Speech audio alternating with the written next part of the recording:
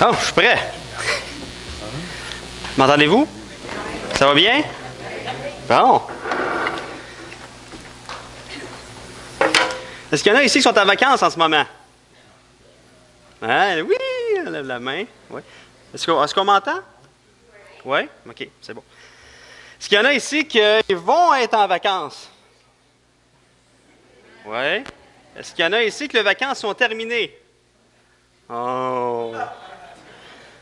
Pas drôle, hein? Moi, je suis en vacances tantôt, après mon message. Pendant 3 semaines. On va aller en Gaspésie. On va aller se promener. On va aller se reposer. Il y en a qui viennent de la Gaspésie, hein? Fait que ils sont contents pour moi. Je vais voir leur coin. Et, mais il y en a, par contre, hein, qui n'arrivent pas à se reposer en vacances. Il y en a qui sont tellement occupés pendant leurs vacances qu'ils reviennent, sont plus fatigués. Il y en a qui travaillent plus en vacances qu'au travail. Ils ont tellement de choses à rattraper à la maison, la toiture à faire, plein d'affaires à faire, et ils reviennent, sont fatigués. Mais il y en a aussi qui n'arrivent pas à se reposer en vacances parce qu'ils n'arrivent pas à se dégager mentalement du stress, de la pression reliée à leur travail. Il y en a là, c'est incroyable. Ils pensent constamment à leur travail et ils font des crises d'anxiété, ils font de la dépression pendant leurs vacances à cause de la pression reliée au travail. C'est assez incroyable, hein? Je lisais des articles cette semaine sur Internet sur le lien qu'il y a entre l'anxiété, le stress, la dépression et les vacances. Pour plusieurs personnes, les vacances, plusieurs Québécois, là, les vacances, ce n'est pas un synonyme de joie, de repos, mais synonyme de stress, d'anxiété, de dépression. C'est spécial, hein? Quelque chose qui peut être joyeux pour certains est vraiment un synonyme de malheur pour d'autres.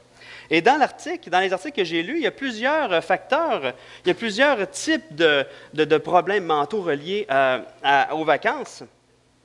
Et pour plusieurs personnes, il y en a qui font des dépressions ou de l'anxiété avant leurs vacances. D'autres pendant, d'autres après.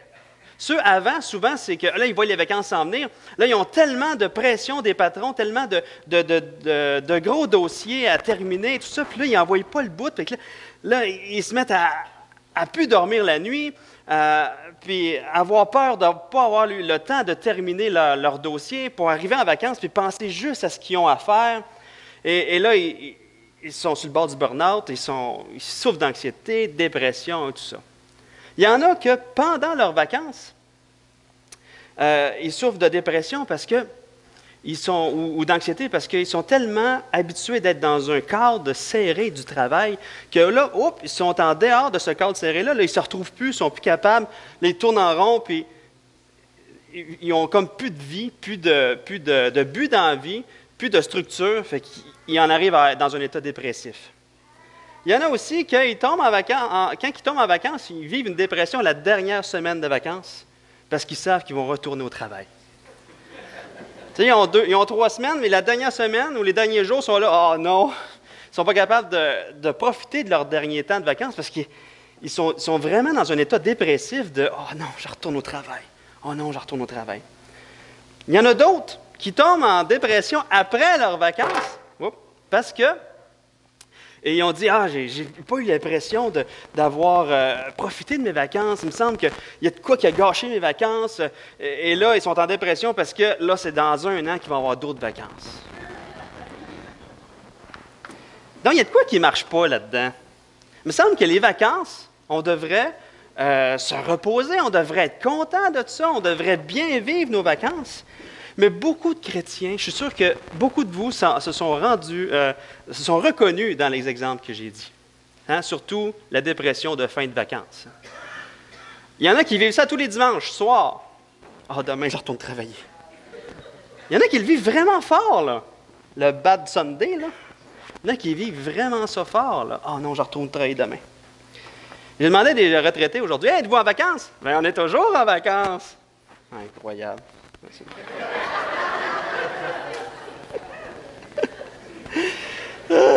Est-ce que c'est les vacances le problème là-dedans? Non, c'est pas les vacances. C'est le travail. Non, en fait, le problème, c'est notre façon de voir le travail. C'est notre vision, une vision démesurée de notre travail, une vision qui n'est pas saine de notre travail et de notre rôle dans le travail. Aujourd'hui, ce qu'on va voir ensemble, c'est que l'Évangile peut nous aider à avoir une meilleure vision de notre travail et à passer de plus belles vacances. C'est drôle, hein? L'Évangile peut nous amener à avoir une bonne vision du travail et nous amener à passer de plus belles vacances. Parce qu'avec l'Évangile, on entre dans le repos de Dieu. On rentre vraiment dans le repos de Dieu. On est dans un véritable repos, peu importe ce que nous faisons.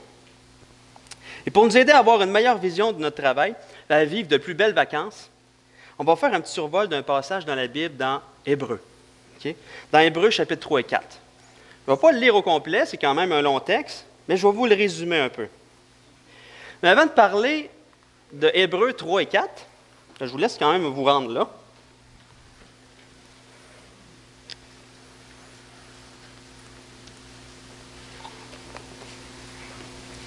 Avant de nous rendre dans Hébreux 3 et 4, je vais vous faire un petit survol, vous raconter c'est quoi l'objectif de Hébreux. L'Épître aux Hébreux a été écrite pour démontrer, justement, à des Hébreux, que la nouvelle alliance en Jésus-Christ est supérieure à l'ancienne alliance.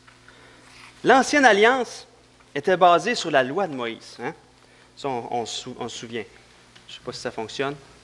Oh yes. L'ancienne alliance était basée sur des rituels de purification. Ça, c'est un temple. C'est le temple où il y avait des sacrifices et tout ça. La photo n'est pas très claire, là, mais c'est pas grave. Hein? Donc, tous ces rituels-là servaient à démontrer la gravité du péché, puis aussi, il y avait tellement de rituels très précis que c'était un esclavage.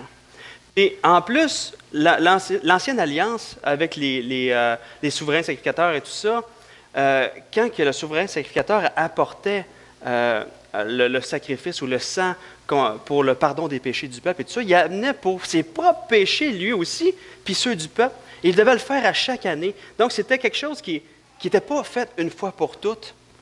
Tandis que la nouvelle alliance est toute démontrée dans Hébreux. Jésus-Christ, le parfait souverain sacrificateur, sans péché, a offert le sacrifice parfait qui a été fait une fois pour toutes et qui n'a plus besoin de faire ces sacrifices-là. La nouvelle alliance est supérieure, elle est complète, elle est parfaite par rapport à l'ancienne alliance qui amenait justement d'une transformation extérieure et qui ne pardonnait pas une fois pour toutes le péché, comme le sacrifice de Christ.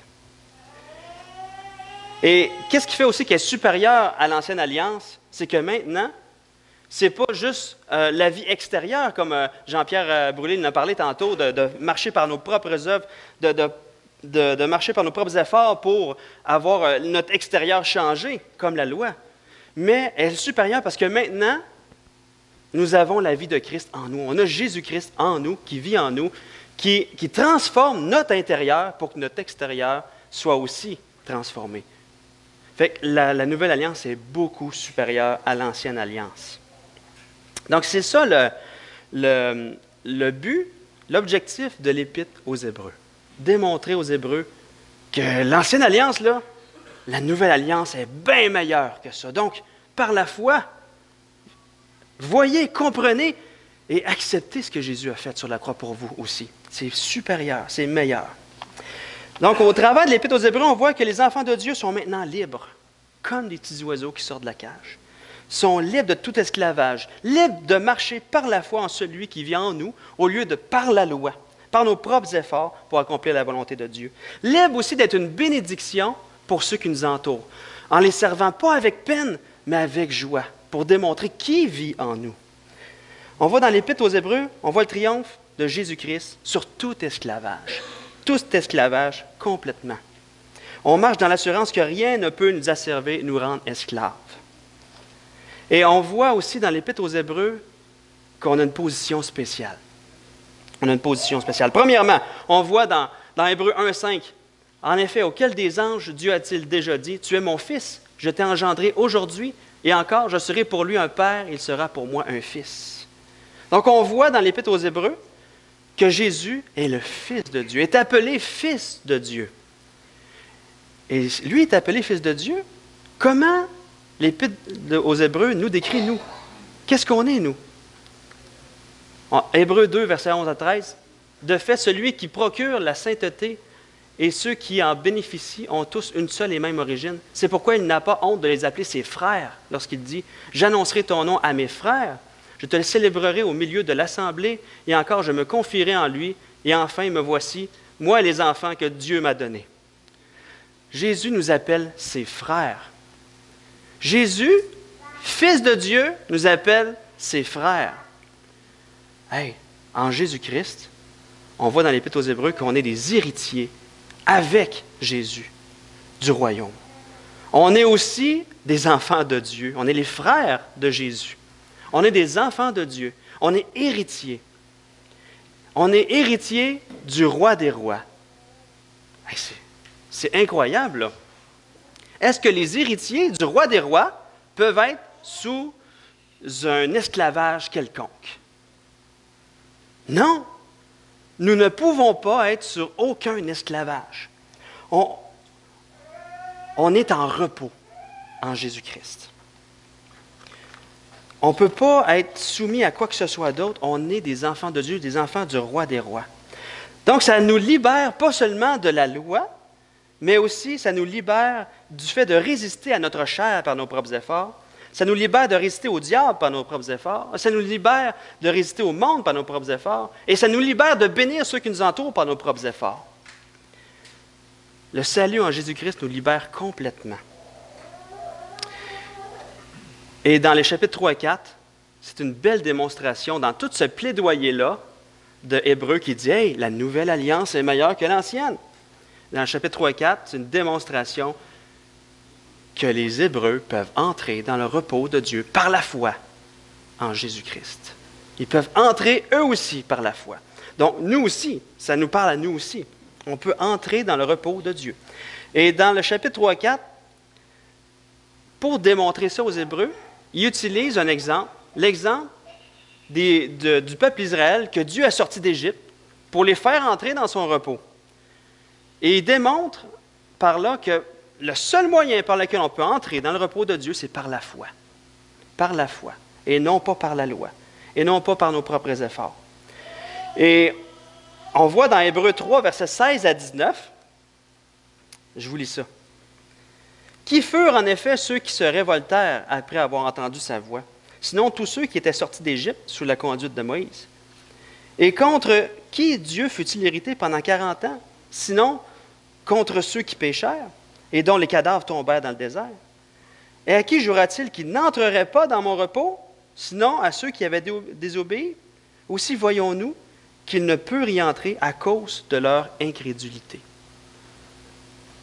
Donc, dans cette histoire-là, dans ce verset-là, réfère à Nombre 13 et 14, où Moïse avait envoyé 12 espions pour aller voir le pays de Canaan et tout ça, espionner, voir ce qui se passait et tout ça.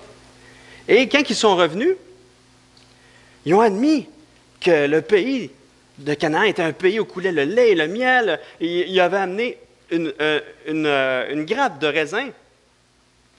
Une grappe de raisin tellement grosse que ça prenait 2 hommes pour l'amener avec une perche. Il avait amené aussi des grenades, il avait amené aussi des figues. Et c'était vraiment un pays incroyable que Dieu donnait à Israël. Par contre, ils ont dit que les habitants du pays sont puissants. Ils vont être difficiles à déloger de là. Et là, le peuple s'est mis à avoir peur.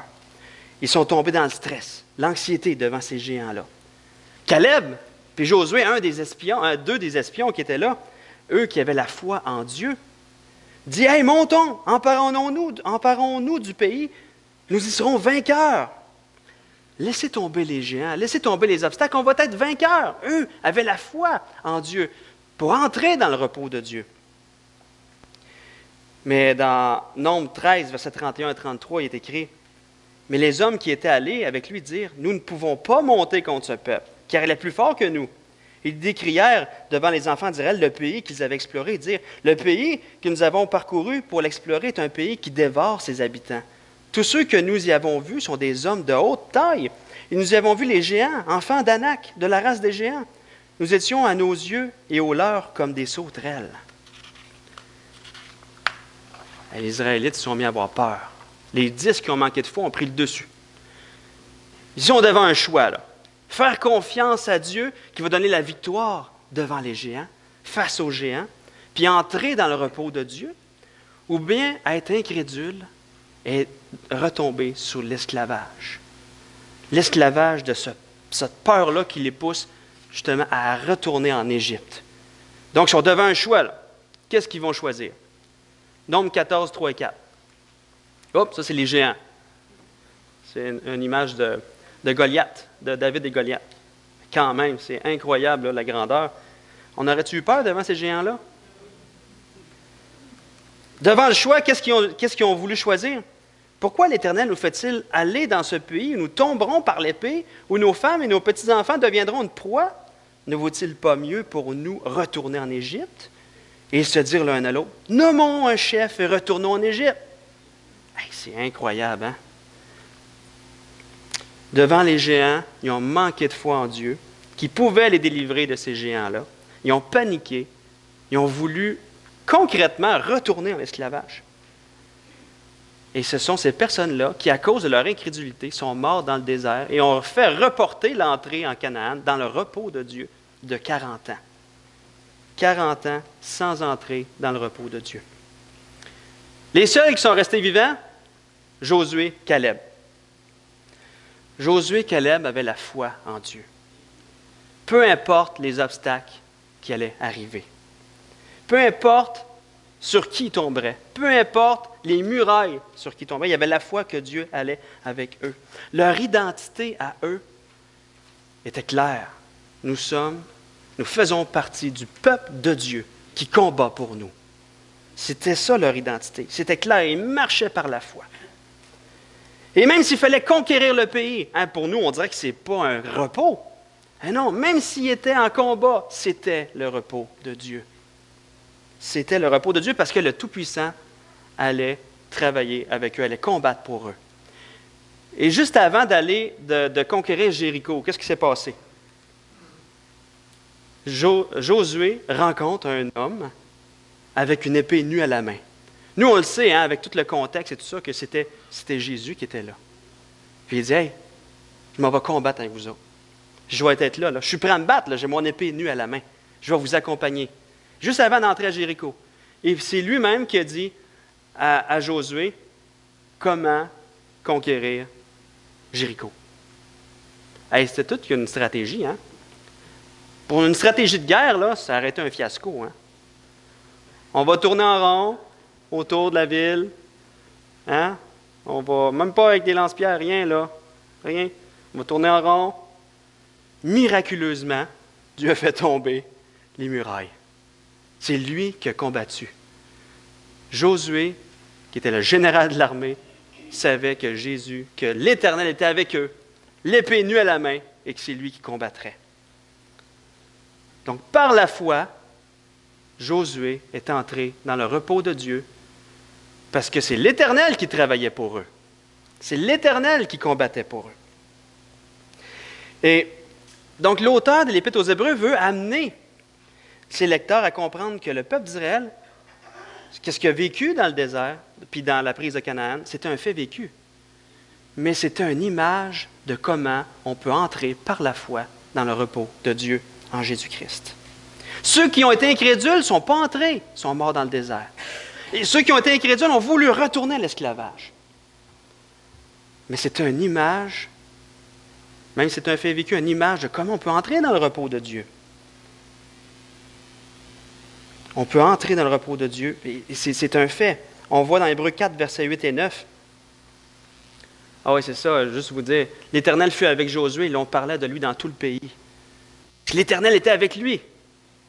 Sa renommée se répandait dans tout le pays, parce qu'il marchait par la foi. Mais on voit dans l'Épître aux Hébreux que si Josué leur avait effectivement donné le repos, Dieu ne leur parlerait pas après cela d'un autre jour. Il reste donc un repos de sabbat pour le peuple de Dieu, le vrai de vrai repos en Jésus-Christ. Dans le verset 10,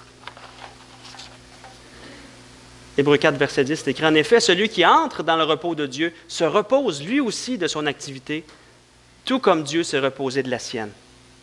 Une autre image du repos en Jésus-Christ, lors de la création, quand Dieu a tout créé, a tout fini, la création, Dieu s'est reposé de ses œuvres. Mais Adam et Ève se reposaient des œuvres du Créateur. Se reposaient, ils étaient en repos avec Dieu, même s'ils devaient s'occuper du jardin. Ils jouissaient des œuvres de Dieu, des œuvres de création de Dieu.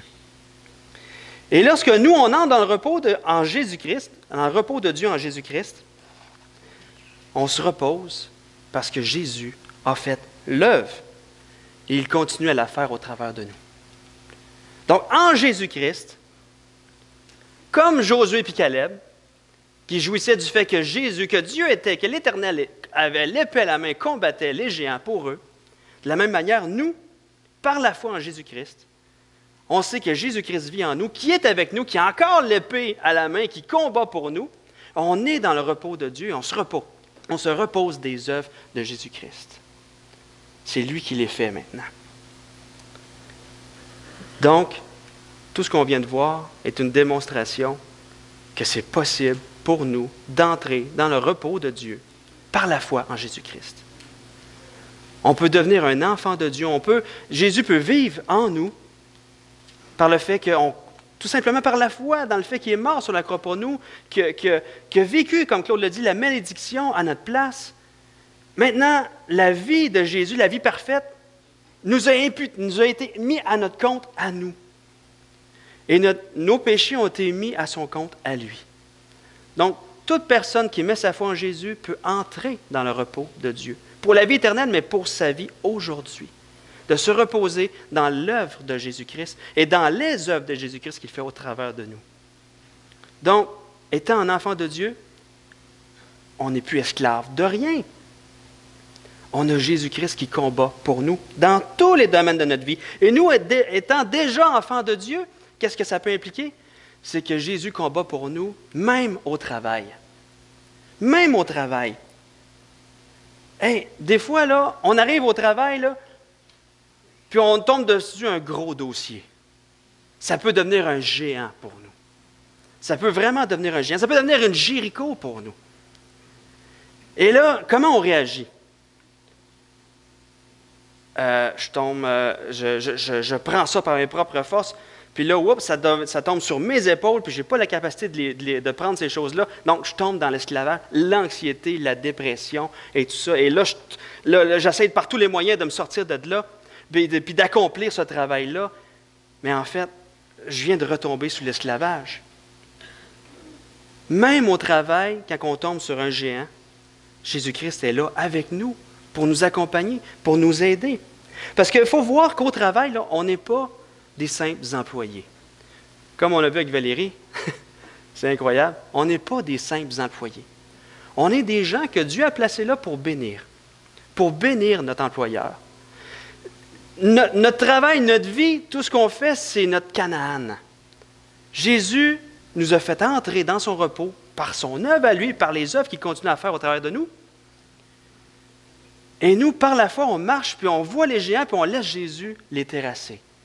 Parce que dans la parole de Dieu, Jésus veut nous amener à faire quoi? À être des bons employés. On voit ça, on l'a vu dans 1 Pierre, à être des bons employés. Et Jésus qui est en nous a la capacité de nous aider. Et lorsqu'on voit un géant, qu'est-ce qu'on fait? Est-ce qu'on démontre que Jésus-Christ vit en nous? Parce que le Seigneur veut nous amener à refléter qui il est, même au travail. À refléter qui il est, à refléter que Jésus est digne de confiance, je lui fais confiance, puis je ne stresse pas avec ça. C'est le Seigneur qui va le faire, même dans mon travail.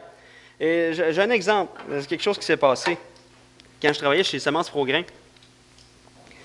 Vous connaissez mon patron, hein? J'ai déjà parlé. Mon patron qui était difficile, que j'ai fait aller en arrière du tracteur. Prendre une petite gorgée. Un jour, nous, chez Semences Progrès, on avait une grande serre où là, on faisait nos croisements de fleurs pour développer des nouvelles variétés de soya et tout ça. Et cette grande serre-là, l'été, il fallait l'arroser tous les jours, même la fin de semaine. Il fallait arroser les plants et tout ça. Et un jour, mon patron, tanné de ça, qu'il fallait qu'il y ait un employé qui rentre, ou lui-même qui rentre la fin de semaine arroser les plants, il dit, François, viens ici. Tu vois ça, là? Je ne veux plus qu'on soit obligé d'arroser ça. Je veux que tu fasses un système d'irrigation automatique qui va arroser toute la serre, pot par pot, tout seul. Un vendredi soir, il dit ça. Je veux que, en fin de semaine, soit notre dernière fin de semaine qu'on vient arroser ça. La fin de semaine, toi. Pensez-vous que je me suis reposé? Comment je vais faire ça? Je n'ai jamais fait ça de ma vie. C'était un géant, là. C'était un Jéricho qui était là. Comment je vais faire ça? Hey, je stressais, là. Je ne voulais pas rentrer le lundi. Parce que là, il fallait que j'aille. Je savais que je n'avais pas un gros budget pour faire ça. Je savais que je ne pouvais pas non plus aller très, très loin chercher les équipements et tout ça. Donc, il fallait que je patente moi-même les équipements. J'étais le responsable, chez Semence Programme, j'étais responsable de l'entretien et de la modification de la machinerie. Donc, j'étais toujours en train de patenter quelque chose. C'est toujours des choses qui n'existaient pas. Et là, bon, qu'est-ce que je vais faire? Finalement, j'ai stressé toute la fin de semaine, je ne me suis pas reposé, j'étais arrivé le lundi bien fatigué au travail, tout ça. Mais pouf, le lundi, le Seigneur me donne l'intelligence pour patenter ça. J'ai rentré dans la serre, j'ai resté 3 jours là, je suis ressorti. J'ai dit, hey boss, viens voir ça. Système d'irrigation automatisé, tout au complet, en dessous de la terre, on ne le voyait même pas, ça fonctionnait tout seul, plus personne n'est allé arroser ça. Le Seigneur m'avait donné l'intelligence pour le faire. J'ai été une bénédiction pour mon patron. Mais après ça, je me suis dit, hey, j'ai stressé pour rien, j'ai tombé dans l'anxiété, j'ai manqué de foi en Dieu qui veut m'amener à être une bénédiction, qui veut m'amener à rester dans son repos. Donc, souvent, on a une mauvaise vision de qui on est au travail.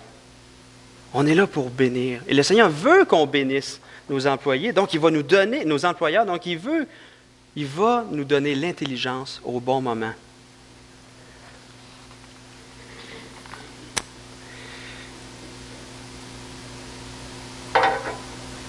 Donc, lorsqu'on tombe en vacances, le Seigneur se charge encore de tout ce qu'il nous reste à faire. Quand on a cette vision différente-là de qui on est, puis de qui Jésus est, puis que Jésus veut nous garder dans son repos, et là, si on arrive devant Jéricho, bien, il va nous donner cette intelligence-là, il va nous donner la stratégie pour y arriver. Donc, même dans notre travail, peu importe la situation qu'on vit, le Seigneur veut nous garder dans son repos. Et quand on arrive devant une difficulté, là, si ma réaction c'est « Hey, je tombe dans un esclavage, je retourne dans l'esclavage où je vais faire les choses par moi-même et tout ça. » Non, même dans notre vie de tous les jours, le Seigneur nous accompagne, il a l'épée nue à la main, puis il veut combattre pour nous, puis nous amener là où lui, il veut. Donc, la pression de performer n'est pas sur mes épaules, même au travail, mais sur Jésus qui veut m'amener à être une bénédiction. Dans tout ce qu'on fait, dans tout ce qu'on est. Donc, tout ça, ce matin, pour ceux qui ne sont pas encore en vacances, ceux qui sont en vacances, ceux qui ont déjà terminé, c'est triste. Mais l'année prochaine, on va pouvoir le mettre en pratique. C'est le secret pour profiter au maximum de nos vacances, sans anxiété, ni dépression, parce que Jésus est là, qui combat pour nous, même au travail. Même au travail. Et je vous laisse avec un verset, Hébreux 13, verset 20-21, qui dit, quand on regarde tous les mots, là, quand on les regarde comme il faut, là, que le Dieu de paix, qui a ramené d'entre les morts le grand berger des brebis, le grand berger marche devant le troupeau. C'est lui qui les protège. Donc, que le Dieu de paix, qui a ramené d'entre les morts le grand berger des brebis, par le sang d'une alliance éternelle, notre Seigneur Jésus, vous rende capable de toute bonne œuvre pour l'accomplissement de sa volonté. Qu'il fasse en vous ce qui lui est agréable, par Jésus-Christ, auquel soit la gloire au siècle des siècles. Amen. Sur qui est le fardeau? Sur Jésus. vous rendre capable de toute bonne œuvre pour l'accomplissement de sa volonté. Donc, en Jésus, notre identité, ce n'est pas notre travail. On peut entrer dans le repos de Jésus, par Jésus, et lui laisser le soin de régler nos géants par sa puissance et d'être simplement un outil de bénédiction pour notre employeur entre les mains du Sauveur. L'Évangile nous amène à prendre nos vacances simplement. Simplement parce que lui s'occupe du reste. Libre de tout stress et d'anxiété. Sur ce, bonnes vacances. Merci.